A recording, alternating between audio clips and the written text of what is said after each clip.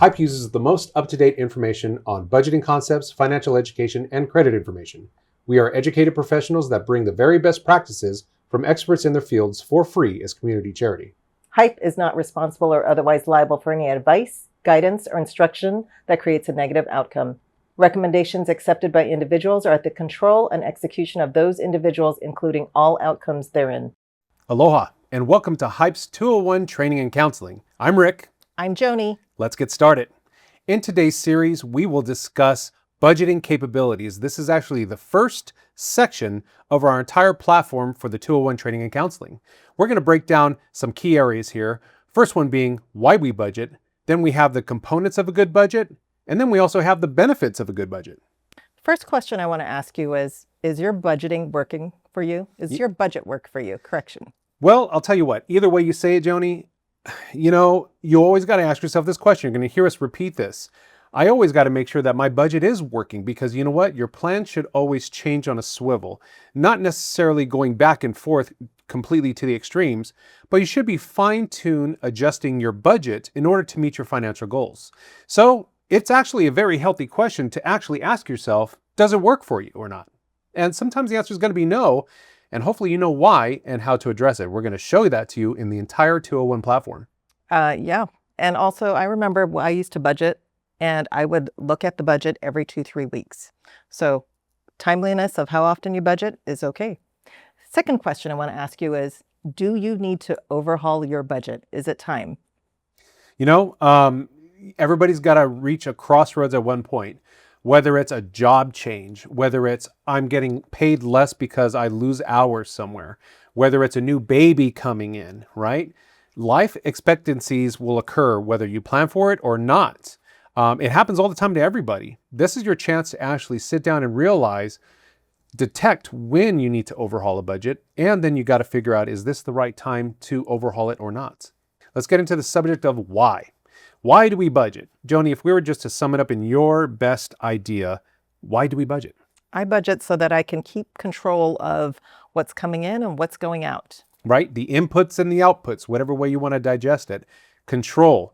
That's the key word. So if I were to read this off a screen real quick, budgeting is a proactive approach to controlling where money goes. It's the commitment to your goals. So you're committing yourself towards a financial achievement of yours. You're trying to get to a target. In order to control that, you must put some stuff into play. Then we have the risk of overspending. How many people, let's talk about that. We talked about this before, right? Guilty. How many people had that card that they realize they look at their credit card and it says it's at a negative balance? Or you get that non-sufficient funds hit because you realize you slid your card one too many times on your debit card and it all caught up. Right? Yeah. Or you wrote that one check. It's easy to overspend. It's very easy to overspend, but you have to keep yourself on the rails with spending and your budget. Yes. So the budget will allow you to at least make sure you're not going to dedicate funds that you weren't intending on dedicating. So that's a real key topic there. And then we have the more difficult reach to attain a financial goal. You need some kind of help there. Okay. So if you're trying to get to a goal, you need that assistance. You need that backup to make sure that things are happening the way they should happen, or at least you plan for them to happen. And then we got the emergencies like we already all know about, That rainy day fund, you got to have it. It's the just in case. You never know. Life throws you something and you have to have that money just in case. Yeah, and we got a couple spoilers in there. I'll go ahead and ask that question of you now. Can you have different savings set up to target different goals? Absolutely. One of those savings is a rainy day. What if you're trying to save for a vacation, or you're trying to make sure you have that money for Christmas so you don't have to come out of a checkbook, of a credit card? Or how about that graduation you want to make sure that you can throw for that family member when they achieve that higher stuff? Vacation, budget for your vacation, your future vacation. Right? So these are the things that either good or bad will happen in your life. You can at least anticipate for those expenses you weren't expecting. And the ones that you know are coming, you're getting ready for them. And you're going to accomplish those soundly without having to dive into, a high cost, high interest rate credit card. All right, let's talk about these components of a good budget. We need to understand these really key topics here. So Joni, what's the first one? Accurate income projections.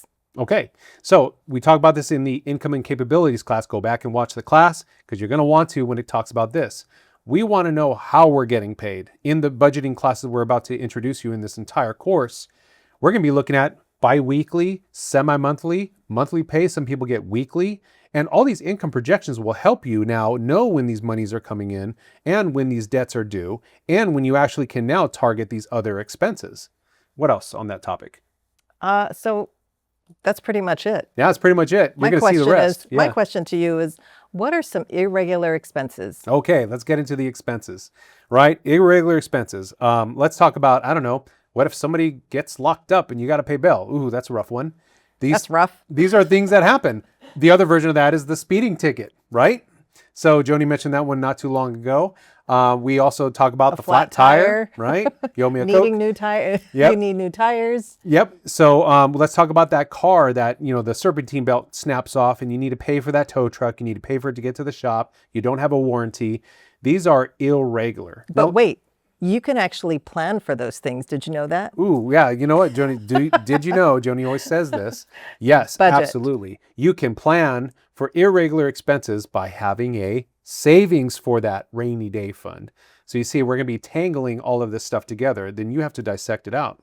Now, we're going to talk about regular expenses. A version of regular expenses is the debt already programmed into your budget. You know what comes out, the car payment, the minimum payment on your credit card. These are at least structured where you know they exist. The rent payment, the mortgage payment if you're lucky enough to own a home.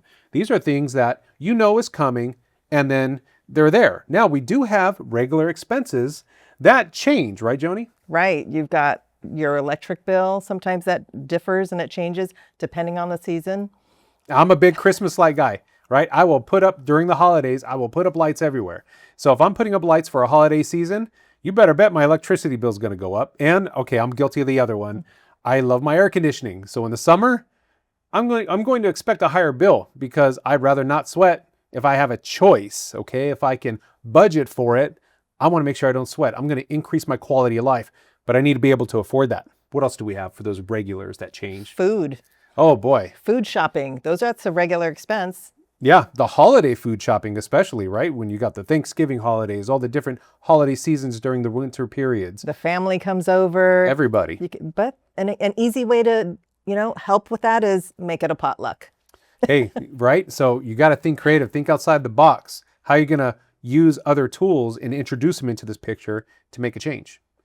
Now let's talk about identifying ways to save. So we have a wants versus needs course. You're going to hear us always say these key words, wants and needs. You have to find ways where you can shave down a want to make it into savings and maybe even shave down the cost of a need to develop that same savings. Find ways. What else about the practical method, Joni? What does that tell you on practical? What are we trying to say? For practical expenses or just practical ways to save, when you just focus on keeping the roof over your head, food on the table, gas for your car to get to work, your cell phone bill, because I know all of you that's your lifeline to everything. The world.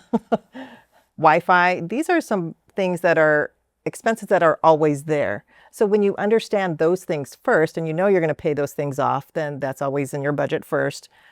But saving, you can save. You just have to figure out where you can shave from to save. Yep. Think outside the box. We mentioned this in the debt strategies class, in our debt management class. If everybody individually is paying for some kind of service, when you guys can somehow bundle together and use one service and just increase the amount of people that are able to use that service. You mean like Netflix? Like Netflix, Disney Hulu. Plus, all that stuff. If you can find a way where you guys can all utilize these services legally between all of you. And I know a lot of people are, and that's good. And saving. You just find a way to make a savings, okay? You find a way to develop that. And then the last one is finding what style of budget meets your mindset. How does it fit your mind? You hear us say it all the time. If it doesn't work for you, don't use it. You can elevate yourself to it after you've experienced some other form that works. Then you get to that next target and you apply that next method. What are some ways of how we graduate from a style into another style of budget? Well, I think it's just reassessing where you are with your budget first to see if it's working. If it's working, great. But if you know that you can shave off a little bit here and there, or in your head, you're making right choices, then that can also affect what you're doing with your budget as well. Yeah, 9 times out of 10, if you're scratching your head, if your budget works, you need to change. 9 times out of 10, it's not working, right? So it's time to revamp. You're going to hear us talk about these keywords: overhaul. You're going to hear all these things come out because it's time to change into something else if the first thing's not achieving your goal. Then you focus on another method. All right. So besides that, now we got to talk about the benefits. Why, the so what? You're going to hear me say this all the time. The so what? So what? Why am I here budgeting? What is the overall goal? What is the benefit I'm getting out of this budget? I think when you have a budget and you have a goal, they're going to work hand in hand to get you to whatever you want to achieve. But you have to make sure that the priority that you want it to be is first. And again, you have to make wise choices when you get to this point. You're going to direct your priorities into a specific goal. So that's the first one, directing priorities. You should have competing goals out there. There should be several of them. Making sure you're not spending more on credit and introducing a savings, maybe different lines of savings. We already mentioned all the things like vacation, the rainy day fund, you name it.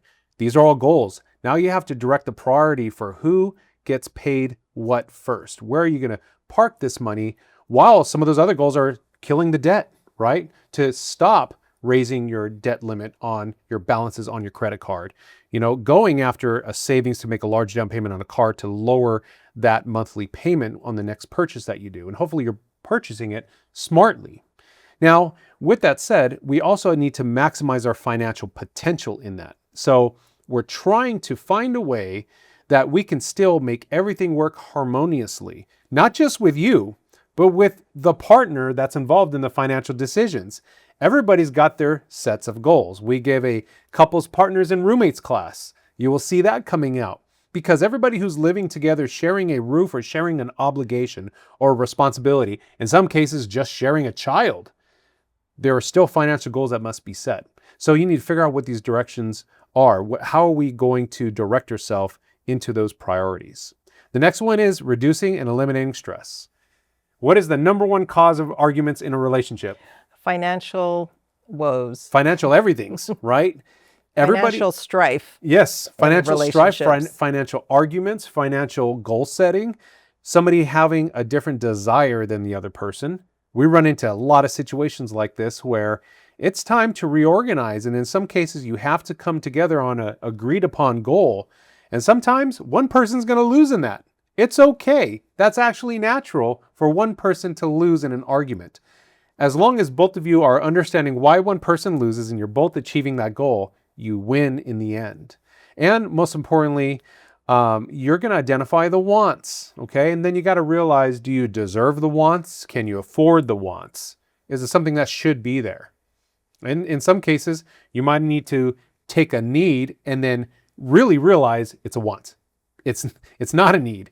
So again, revealing the waste is the next biggest one. You need to find out if it's a want or a need. That's a big one, especially when you have your budget and you see, you've been going out, enjoying yourself, dinner out a couple times a week, and you think it's not a lot of money, but when you actually calculate how much you can potentially spend, that's a lot of money that will be actually kind of wasteful. Yeah. You know what? There's a ton of websites out there and recipes that are pretty awesome. Take up a new hobby, learn how to cook. Yeah. And, when you do this, if you take those opportunities to cook, you take those opportunities to learn new ways of introducing a slimmer budget towards food or electricity or anything like that, you're going to create a new habit, which is the last one. Let me go back to that. Everybody in Hawaii loves to eat. We like good food. That's pretty common, right? But when you do it together with your partner or a roommate or a friend, and you create some amazing dishes, you know what? Everybody's going to be super happy and they're like, I made a pretty damn good dish, right?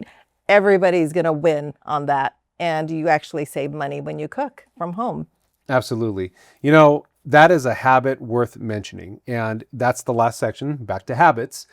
This is how you create a new thing. Now, remember, this is not just a financial thing. This is a life planning thing. Now you have the family around the table. Maybe saving that money and coming together in the potluck method, like Joni mentions. You have that potluck. You bring the family together. Everybody's saving money. Now everybody gets to walk away knowing that they've had an experience. So it's not all about money, but money drives everything. And that's the thing to really realize here is Money drives everything in life. Now, people will say you're bent around finances. Stop focusing on finances. It's not about the money. No, it really is. It's a cause and effect. And if you are just recognize the financial end of things and you make it work with you towards the life plans, that's where you'll find the harmony.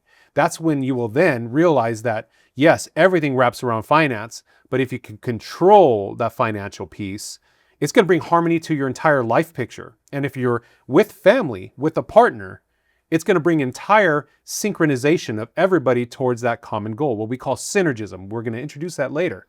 But that synergism will have everybody going towards that financial goal. And everybody's going to be better off because of it. So I have a great tip for you guys all to try. It's called Supper Club. If you have friends and you have family, you want to try some new food, this is what I used to do. I used to have a group of friends.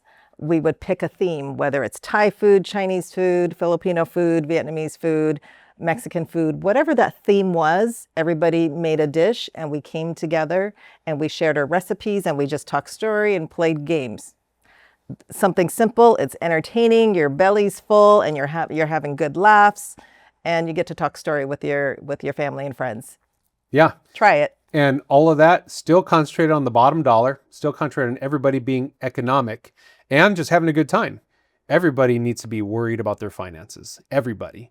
And the only way we're going to take this seriously is to lay it all out, look at it, and use creative strategies to apply and end up accomplishing your financial goal. All right, everybody. Thank you for attending this class today. Please find us on Facebook or IG at hyppe.education. So that's HIPPE.education or at www.hippe-education.org. You can also find us on YouTube. Just search Hype Podcast and please subscribe and like us. Yep. And you'll find our survey put out there on all platforms. So please do the survey. It allows us to improve our classes and get more creative for what we will introduce to the community. Besides that, I'm Rick. I'm Joni. And that's Joni and Rick and Joni. We will see you later.